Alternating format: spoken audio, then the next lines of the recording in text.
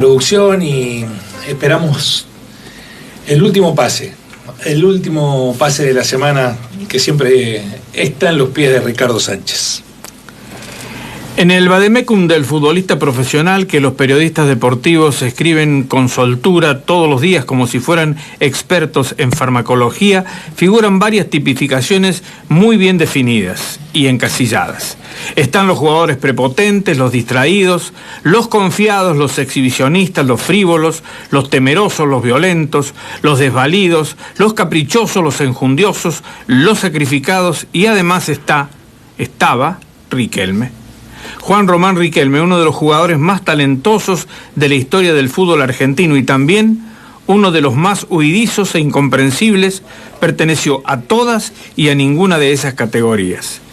Eso empezó a notarse apenas llegó al Club Atlético Boca Juniors, el club de sus amores, cuando recién estaba salido del horno de esa verdadera fragua de cracks que suelen ser las inferiores de Argentinos Juniors. Cuando se produjo ese arribo, el equipo de la Ribera tenía como entrenador a Carlos Salvador Vilardo, un obsesivo determinista para quien ese muchacho, apocado y sentimental, era una piedra en el zapato. Y como presidente del club fungía un tal Mauricio Macri, con antecedentes de patrón de estancia, acostumbrado a mandar según sus caprichos y a mirar por encima del hombro.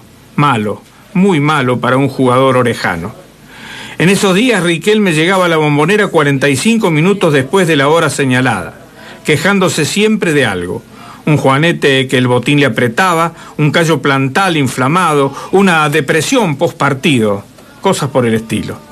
Se quejaba sin levantar la voz mientras fijaba en el horizonte su mirada de rufián melancólico y sin desdibujar, pero también sin definir del todo esa sonrisa suya que a la vez que expresaba una alegría que nos quedaba lejos, nos dejaba con la sensación de que se estaba riendo del mundo.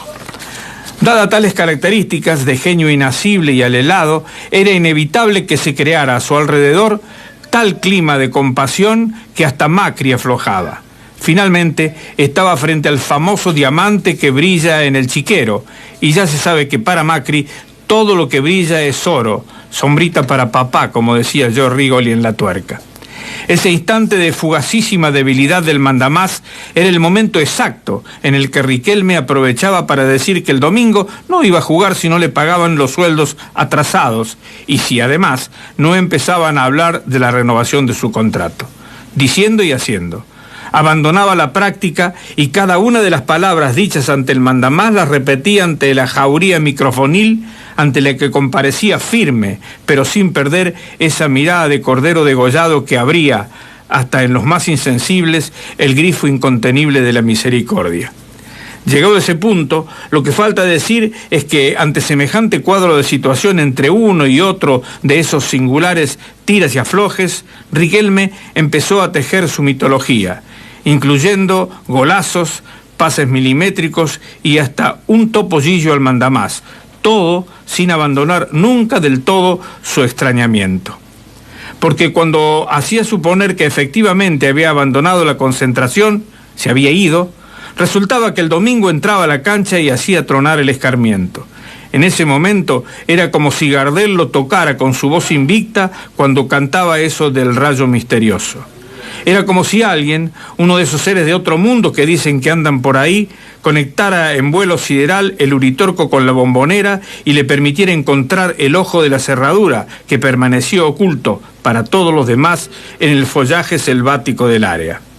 Entraba Riquelme a la cancha y parecía que andaba con los resortes cansados, como solía decir Renato Cesarini, refiriéndose a los jugadores abúlicos. Pero bastaba con que pudiera apretar el útil bajo la suela para que los resortes se activaran. Riquelme la amasaba como nadie la había amasado antes ni la amasará después.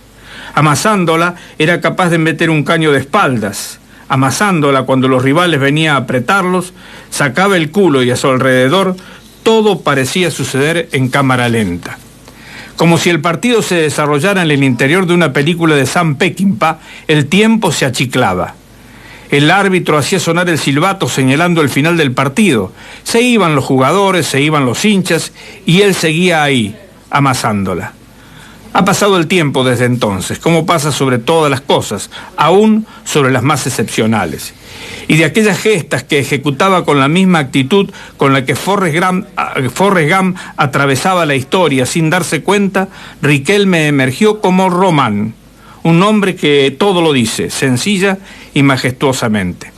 Dicen que ahora mismo es el verdadero mandamás del club de sus amores, y dado que ya no se trata de tener el útil bajo la suela, suele andar con los resortes cansados. Eso sí, no ha perdido la mirada de cordero degollado, ni la actitud de rufián melancólico con la que se enfrenta de tanto en tanto a la jauría microfonil, que le tiene ganas.